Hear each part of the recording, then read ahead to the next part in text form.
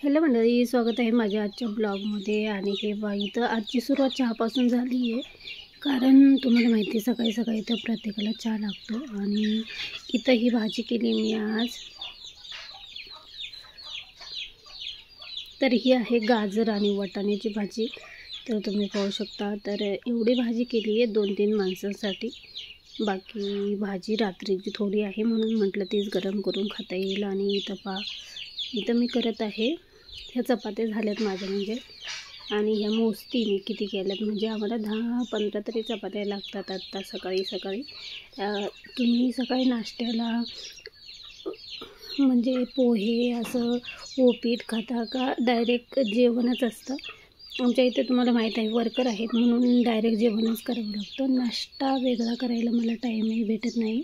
आणि आमच्या घरात वेगळा नाश्ता करतही नाही. तर सकाळी भाजी आणि चपाती किंवा दही वगैरे असं असतं.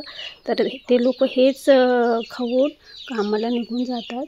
तर मी वेगळा नाश्ता करत नाही, म्हणजे पोहे वगैरे. तर इथं मी माझ्या चपात्या करून झाल्यात. आणि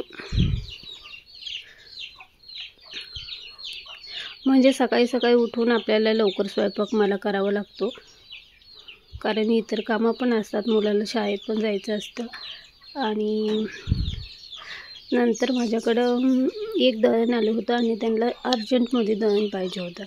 तर हे 10-12 किलोचं दळण होतं. तर मला हे दळण पण दळायचं होतं.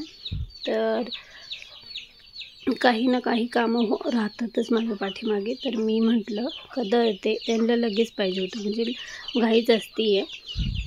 तर हे हे 1 किलोचं माप आहे. तर त्यांनी मोजून पण नाही आणलं, तर हे मला मोजायचं आहे किती आहे. तर आशा करते माझा ब्लॉग तुम्हाला आवडलेला.